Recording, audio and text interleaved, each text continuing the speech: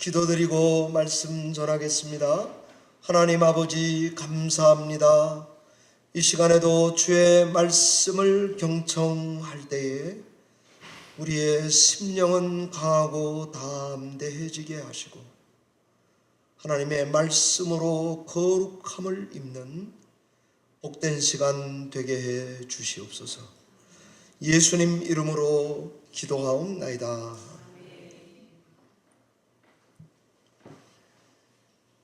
영성의 표지 6번째 말씀입니다. 규칙적인 성경 읽기와 기도 생활이 얼마나 중요한 것인지 전하려고 합니다.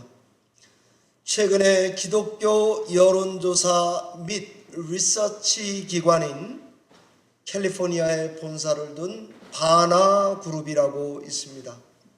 놀라운 통계가 하나 발표되었습니다. 그것은 바로 2026년 교회 현황 보고서에 따르면은 기독교 역사상 처음으로, 미국 기독교 역사상 교회에 출석하는 남자 여자 성 비율이 깨졌다는 것입니다. 늘 교회에는 여성이 남성보다 많았는데 처음으로 이 성 비율이 바뀌었다는 것입니다. 이유가 뭔가? 젊은 Z세대 교회 여성들이 교회를 급격히 떠나가고 있다는 것입니다. 왜 떠나느냐? 육아와 일 부담 때문에 그렇고요. 세상의 비혼 트렌드 때문에, 결혼하지 않는 유행 때문에 그렇고, 그리고 교회가 근본적으로 남성 중심적 구조 때문이라고 진단을 했습니다. 문제는 이렇게 여성이 떠나고 나면 생기는 교회 안에 거대한 영적 공백을 인공지능과 AI가 무섭게 교회 안으로 파고 들어오고 있다는 것입니다. 기독교인들의 10명 중 4명은 성경 공부와 기도를 컴퓨터 앞에서 하고 있다는 것이고, 미국 성인 3명 중 1명은 AI나 인공지능이 우리가 다니는 교회 목사님보다 낫다라고 생각한다는 것입니다. 그러니 혼자 성경 공부하고 기도하며 지내면 되지 뭘 교회까지 가나, 이런 유행이 우리 가운데 있습니다. 교회에서 여성이 줄고 이 자리를 방금 말씀드린 유행이 대체하게 될 때에 우리의 영성 생활은 점점점 취약해져 갈 거라고 예상할 수 있습니다. 영적 생활에서의 성패는 규칙적 성경 읽기와 기도 생활 외엔 이런 유가 나갈 수 없느니라 와 같은데, 앞으로 한동안은 교회가 어려운 시기를 지나가게 되지 않을까 생각하게 됩니다. 웨스트민스터 신앙고백 소요리 문답 88번에 보면 이렇게 묻고 있습니다. 예수께서 우리에게 구원의 은혜를 베푸실 때에 사용하시는 은혜의 방편이 뭔가? 그 질문의 답은 말씀과 기도와 성례입니다. 오늘 본문 디모데전서 4장 5절은 어떻게 거룩해지나? 말씀과 기도로 거룩해진다고 가르칩니다. 하나님께서 말씀과 기도와 성례를 은혜의 방편으로 사용해서 우리가 이 땅에서 신앙에 가는 동안 하나님이 그 세 가지를 방편으로 우리에게 은혜를 주신다, 이런 말씀입니다. 그러면 성경이 어떻게 우리에게 은혜를 베풉니까? 첫 번째는 하나님의 말씀은 우리의 생각과 마음을 변화시킴으로 은혜를 주십니다. 하나님의 말씀을 읽으면 우리 죄가 드러나게 되고 하나님의 뜻을 알게 됩니다. 시편 119편 105절에 주의 말씀은 내 발의 등이요 내 길의 빛이니이다, 이렇게 말씀하고 있습니다. 디모데후서 3장 15절 이하는 성경이 능히 너로 하여금 그리스도 예수 안에 있는 믿음으로 말미암아 구원에 이르는 지혜가 있게 한다고 말했습니다. 16절은 모든 성경은 하나님의 감동으로 된 것으로 교훈과 책망과 바르게 함과 의로 교육하기에 유익하니, 그러지 않습니까? 그러니까 하나님의 말씀은 읽고 사랑하고 귀 기울이면 그것이 바로 우리에게 은혜를 주는 수단이다, 방편이다, 이렇게 알 수 있습니다. 두 번째는 하나님의 말씀은 우리를 예수 그리스도께로 인도하시며 은혜를 베푸십니다. 성경의 중심은 예수 그리스도입니다. 구약은 예수 그리스도의 오실 거에 대한 약속이라고 한다면 신약은 오신 예수 그리스도에 대한 성취에 대한 말씀인 것을 알 수 있습니다. 고린도후서 3장 18절에 우리가 다 주의 영광을 보매 그와 같은 형상으로 변화하여 라고 말하고 있지 않습니까? 그러니까 하나님의 말씀을 읽으면 그리스도 예수를 더욱더 알게 되고 그의 영광을 닮아가도록 인도해 주시는 것을 알 수 있습니다. 그러면 기도는 어떤 역할을 합니까? 기도는 하나님과 우리와의 관계를 깊은 교제를 가질 수 있도록 인도하십니다. 단지 기도는 내 소원을 말하는 것을 넘어서 하나님 앞에 우리 자신을 드리도록, 죄를 고백하도록, 도움의 손을 내밀도록, 하나님의 뜻을 묻고 들을 수 있도록 해주시는 방편입니다. 누가복음 22장 42절에 내 뜻대로 마옵시고 아버지의 뜻대로 하옵소서, 이렇게 기도하시는 예수 그리스도를 보게 됩니다. 기도는 하나님과 우리 관계를 깊게, 그리고 넓게, 그리고 높게 만들어 가 주실 것입니다. 처음에 기도를 하다 보면 달라는 기도를 많이 하게 됩니다.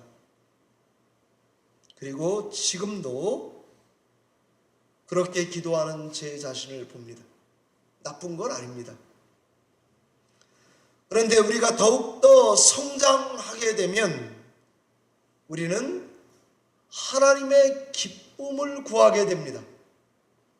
하나님의 뜻을 더 구하게 되는 우리 자신을 발견하게 됩니다. 처음에는 말하는 기도를 한다면 나중에는 듣고자 하는 기도를 더 하게 되는 것을 알 수가 있고, 기도하면서 하나님의 임재 가운데 정주 머물러 있는 것으로도 충분한 기도가 될 때가 있습니다. 어느 가정의 이야기입니다. 남편이 아침 출근 전까지 너무 스마트폰만 들여다보고 있어서 아내가 한마디 했습니다. 내가 만일 당신 스마트폰이었다면 매일매일 당신 관심을 받으면서 살아갈 텐데, 잔소리를 했습니다. 그랬더니 남편이 이렇게 답했습니다. 나도 당신이 내 스마트폰이었다면 2년마다 한 번씩 바꿔서 좋았을 텐데, 그러더래요. 아마 이 남자가 맞았다는 소문이 있습니다. 집 앞에 경찰차가 와 있거나 구급차가 와 있을지 모릅니다. 하나님의 말씀과 기도는 우리 신앙생활에 절대적이고 함께 가야 하는 것입니다. 만약에 말씀이 바늘이라면 기도는 실과 같습니다. 말씀이 자동차의 브레이크라면 기도는 엑셀과 같습니다. 말씀이 성경책이라면 기도는 찬송가와 같습니다. 말씀과 기도는 늘 함께 가야 합니다. 말씀만 있고 기도가 없으면 머리 중심 신앙인, 지적 신앙인으로 신앙에 갈 것입니다. 기도만 있고 말씀이 없으면 정적인, 감성적 신앙인이 될 것입니다. 그런데 말씀과 기도가 함께 간다면 균형 있게 자라가리라고 생각이 됩니다. 제가 언젠가도 이 표현은 제가 표현을 했는데, 말씀과 기도가 어느 한쪽이 강조되면 이런 신앙의 모습을 할 수 있습니다. 말씀이 길고 기도가 짧아요. 반대로 기도가 길고 말씀이 짧은 이런 신앙인일 수 있습니다. 그래도 신앙생활 하는데 큰 지장은 없습니다. 그런데 성경은 우리에게 이런 신앙인을 요구합니다.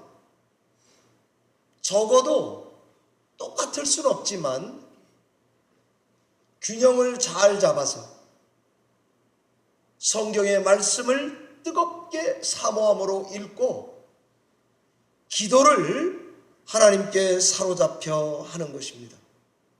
이것이 가장 건전한, 건강한 영적 생활의 모범이 아닌가 하는 생각을 갖게 됩니다. 그러면 어떻게 성경 읽기와 기도를 생활해 가야 되는가 말씀을 드리겠습니다. 저는 말씀을 준비하면서 레위기에 나오는 제사를 드리는 것에서 그 기준을 삼으면 좋겠다 하는 생각을 하게 됩니다. 여러분이 성경 말씀을 읽고 기도를 생활화하기 위해서는 제가 드릴 수 있는 말씀은 시간을 정해두고 실천해 보시라 하는 것입니다. 왠가 하면 레위기에 나오는 제사들을 보면 상번제, 아침에 번제드리고 저녁에 번제드리고 그랬습니다. 특별한 때가 있으면 특별 번제를 드리고, 아침의 번제는 헌신과 서원, 약속을 상징한다면 저녁의 번제는 사죄와 감사를 상징한다고 할 수 있습니다. 그러니까 시간을 정해놓고 성경 읽기와 기도를 한다면 이것이 우리에게 큰 유익이 될 거라고 생각이 됩니다. 두 번째는 예물을 정해서 드리는 것을 실천해 보시라, 그렇게 권면하고 싶습니다. 아마 예물을 드린다 그러니까 목사님이 헌금 생활하라는 말을 하는구나. 그렇지 않습니다.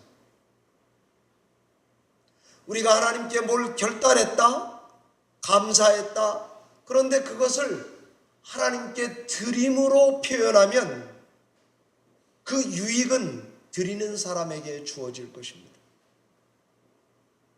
제가 어제도 저희 자녀들이 저희 집에 모였는데 저희 둘째 아들에게 제가 그렇게 부탁을 했어요. 잡이 될까 안 될까 이렇게 걱정을 했었어요. 요새 레이오프 되는 경우가 많거든요. 그래서 직장에서 나가라 그랬다는 거예요. 그러니까 저도 결혼까지 했는데 마음에 속상하겠구나. 기도할게. 그리고 2-3주 전인가 만나고 헤어졌어요. 어떻게 됐을까요? 하나님이 또 잡을 주셨어요. 그 직장 안에서. 그래서 제가 그랬죠. 하나님께 뭔가를 좀 감사한 걸 드리면 어떨까? 무슨 말인지 잘 모르더라고요. 그래서 동료 목사님들께 밥을 한번 사든지 뭔가를 표현하면 그것이 우리에게 유익을 가져오는 것을 알 수가 있습니다. 왠가 하면 예물도 정한 것을, 깨끗한 것을 드리라고 되어 있습니다. 육식동물 안 됩니다. 초식동물 중에도 굽 갈라진 소나 양이나 염소, 비둘기로 드려야 합니다. 돈이 많으면 소 잡아야 합니다. 중산층이면 양염소 좋습니다. 돈 없으면 비둘기 드리라고 성경이 배려해 주었습니다. 그러니 우리도 영성생활을 하는 데에 예물을 구별하여 하나님께 감사함으로 드린다면 그것이 우리의 영적 생활에 큰 유익이 될 거라고 저는 믿습니다. 세 번째는 장소를 정해서 성경 읽기와 기도하는 것을 습관화하시라고 말씀드리고 싶습니다. 여러분은 어디서 성경을 읽으세요?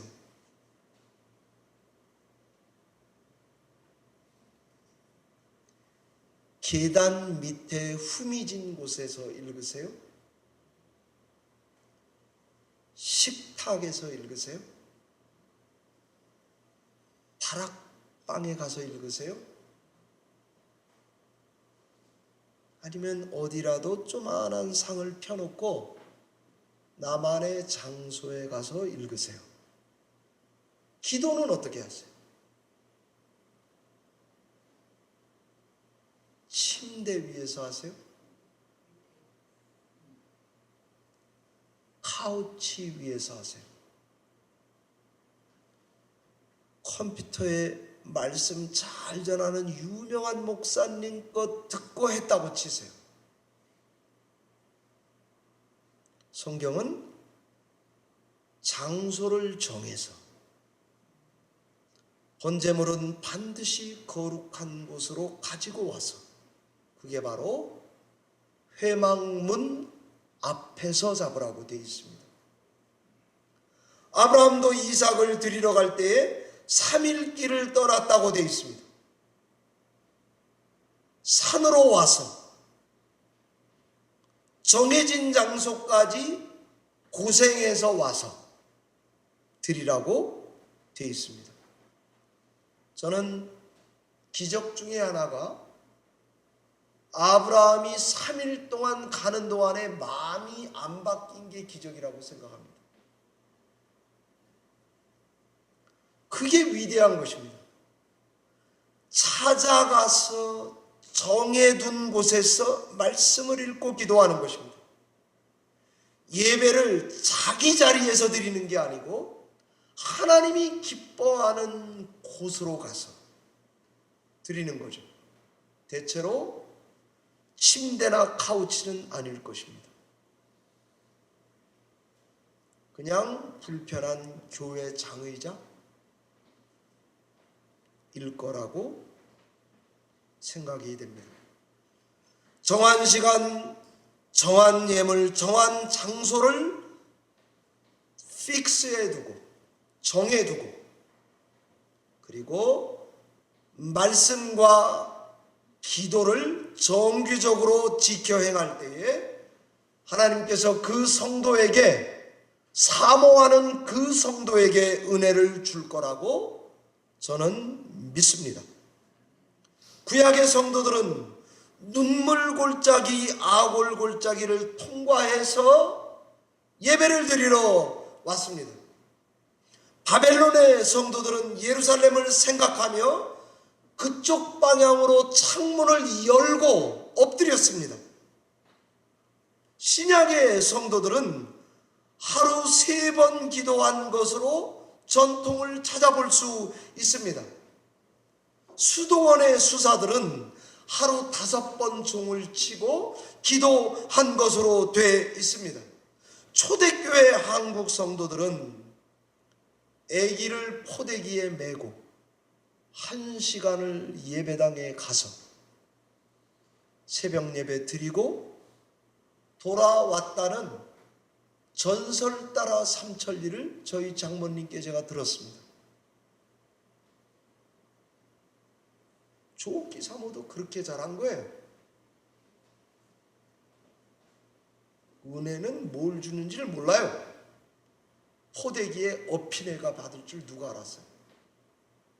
찾자면 그래요. 하나님은 그런 식으로. 또 요즘에는 유명한 우리 다 아는 이야기를 제가 드리겠습니다.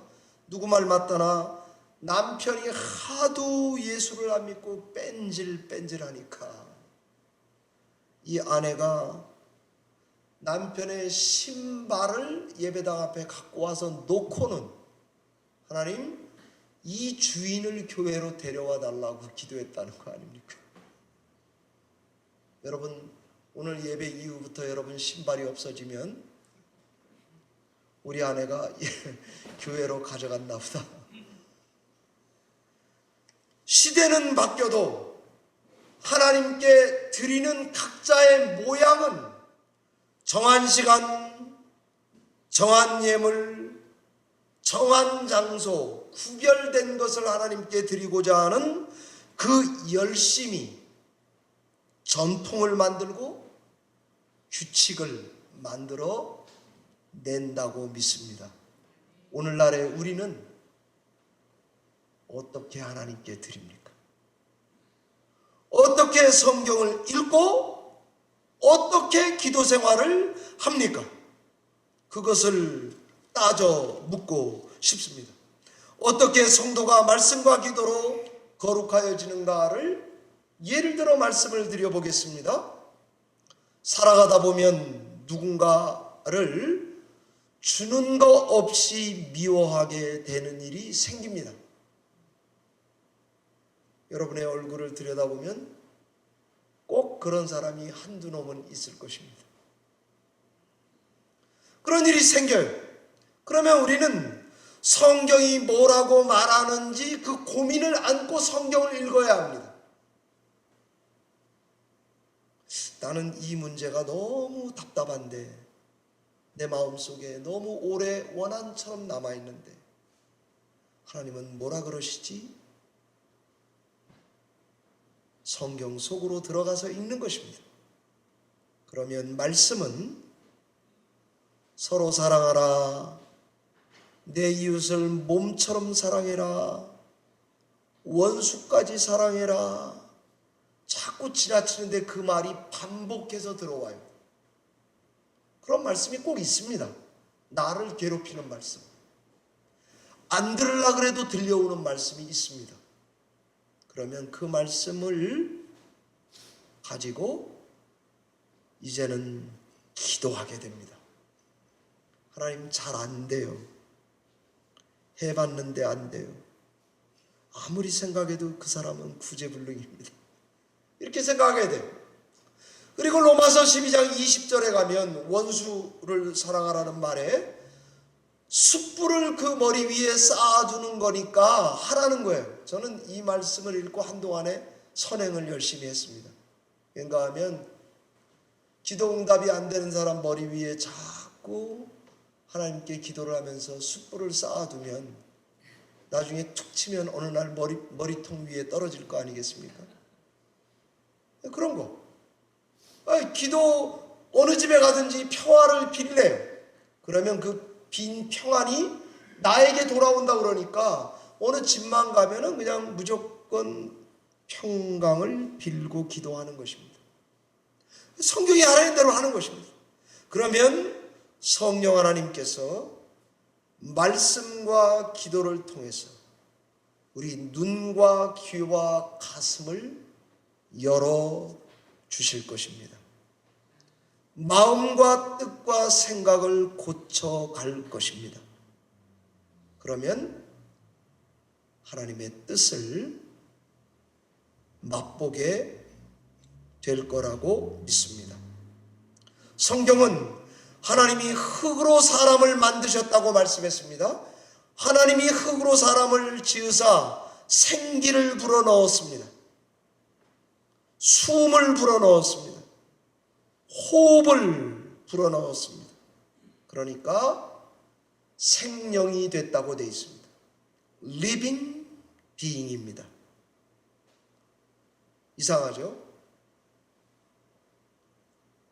건물도요, 사람이 살고 있는 건물은 집입니다. 그런데 사람이 안 살기가 오래된 건물은 유적지입니다. 하나님의 말씀과 기도를 가지고 씨름을 하는 성도의 집은 집입니다. 그 생활을 안 하면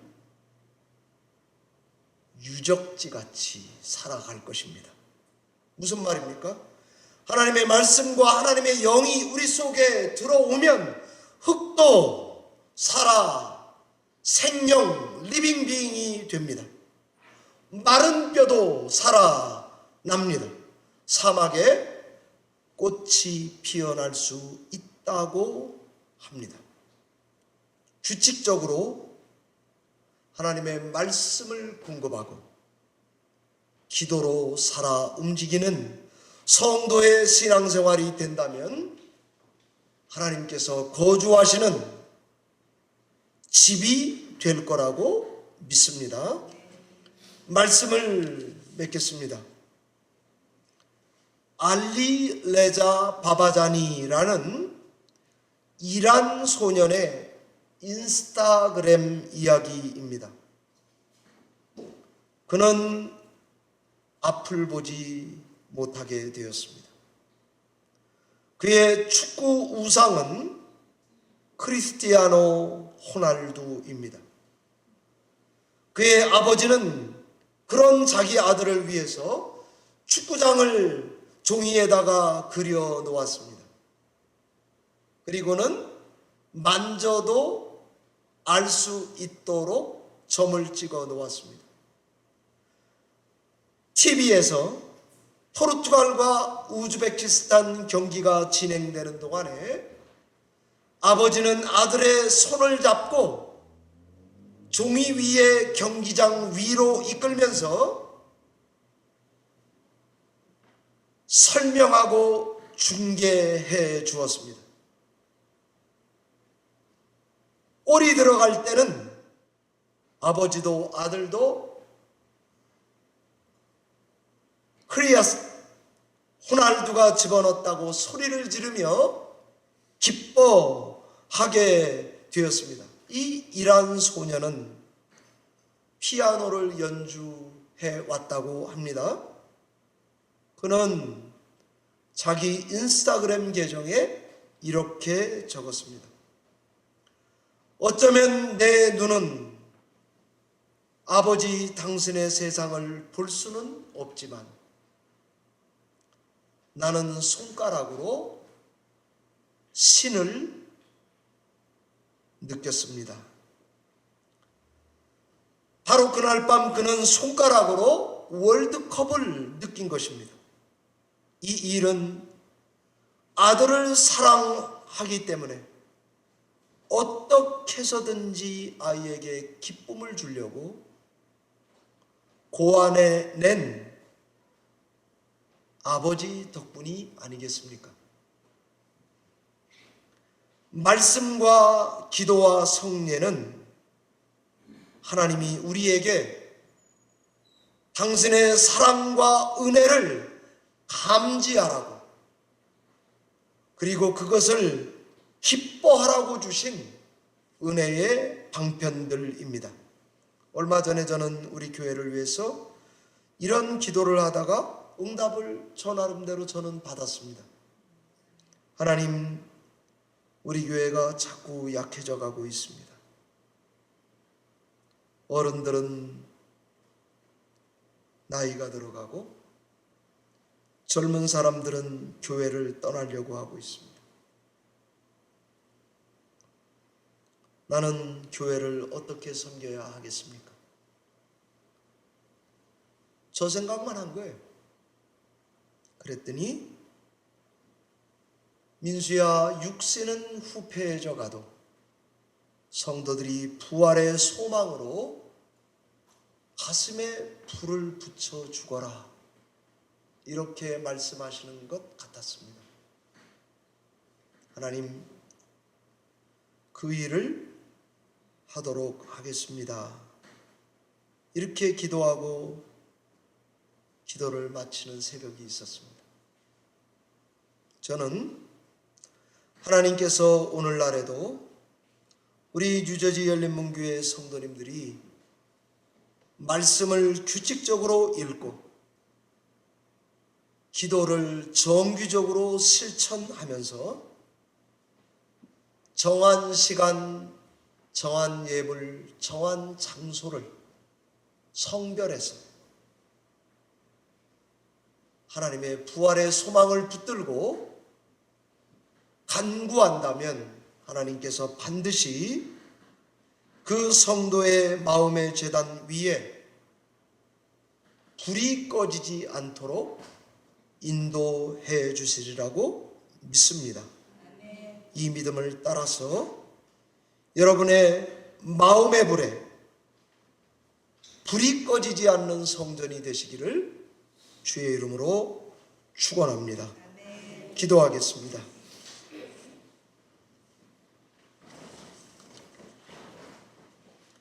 하나님 아버지, 감사합니다. 한 주간 동안 우리에게 한없는 자비와 긍휼을 입혀 주셨습니다. 주의 은혜를 힘입어 오늘 이 자리까지 왔습니다. 하나님, 육신은 후패해져 간다 할지라도 내 안에 마음의 제단 위에 성령의 불길이 꺼지지 않도록 은혜를 베풀어 주시기 원합니다. 하나님의 말씀을 피고 정한 시간 정한 장소에서 기도할 때에 성령의 불이 활활 타오르도록 열린문 재단을 축복해 주시옵소서. 주께 의지하옵고 예수님 거룩하신 이름으로 기도하옵나이다. 아멘.